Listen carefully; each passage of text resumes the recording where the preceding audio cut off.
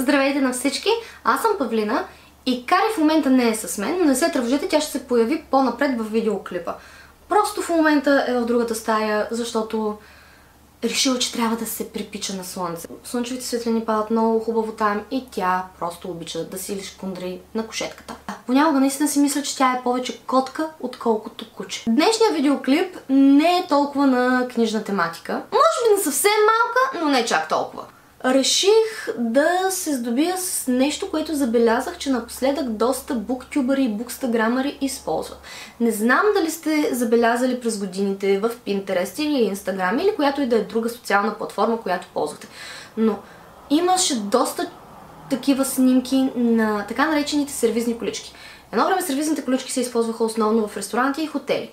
Okay? И бяха предимно или на 2 или на 3 етажа. Доста буктюбъри и букстаграмери напоследък използват тези колички, за да държат на тях така наречения си TBR. Тоест, книги, които трябва да прочитат или искат да прочитат.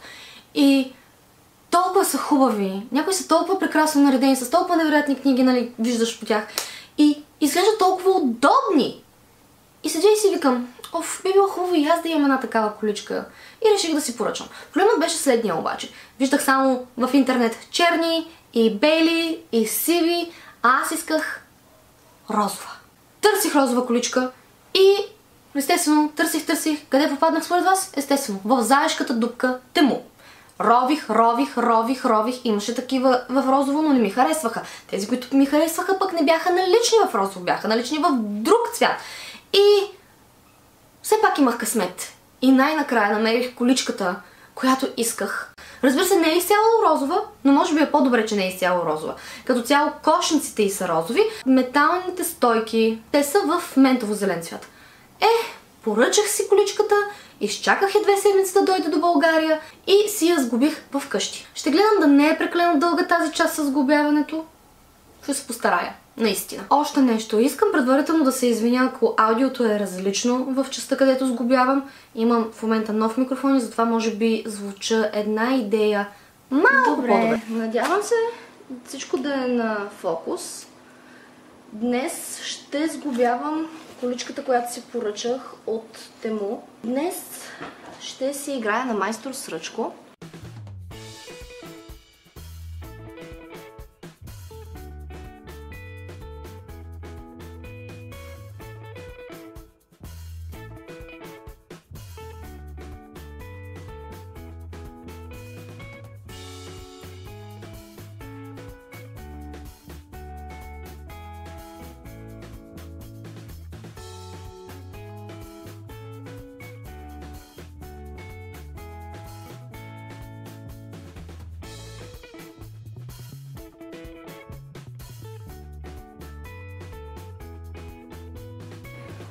Това тук трябва да е вътрешната част. Към вътрешната част. Това трябва да гледа навънка.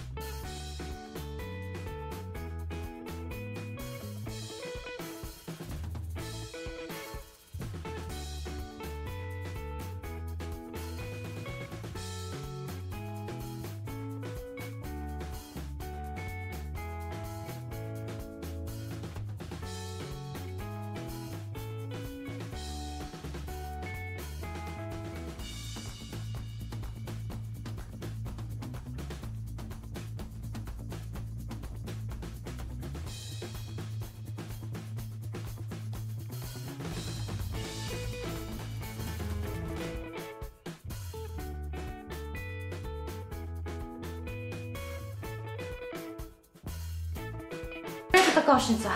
Yes! Вижда му се края. Това ръбче тук, къде е тук, да, трябва да е от тази страна, като другите.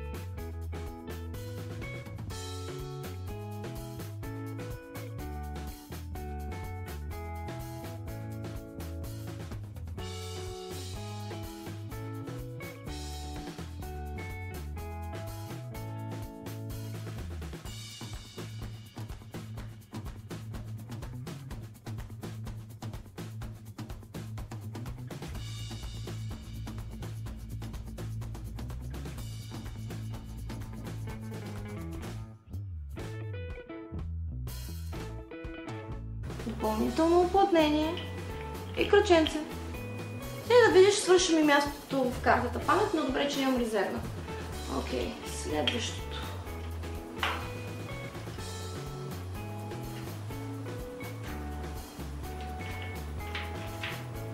Добре.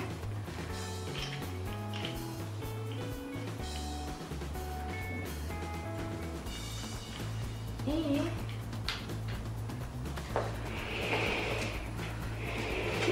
кръчетата нещо не ме кефят как се препълзват, но...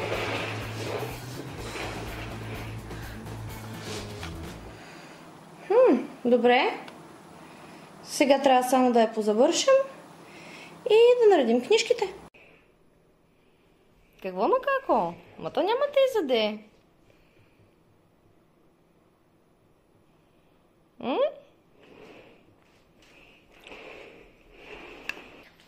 Браво на нас! Количката е сгубена. Количката е изключително удобна, поне за мен лично. Дори племеничката ми поиска такава за рождения ден. Разбира се, поръчах и, но в лилав цвят. Тя каза, че иска да е лилаво. Слушам и изпълнявам. Защо? Защото съм една уникална и много готина и страхотна леля. Аз ще ви пожелавам приятно четене. Сега ще отивам да си довърша книгата, която в момента чета. После ще се ориентирам да отида на пилатес. И се надявам тази вечер да започна нова книга. Да. Някой от количката седи там и ми каза: прерови ме, избери ново четиво. Да, но първо трябва да приключа настоящото. Приятно четене и с вас ще се видим в следващия видеоклип. Чао!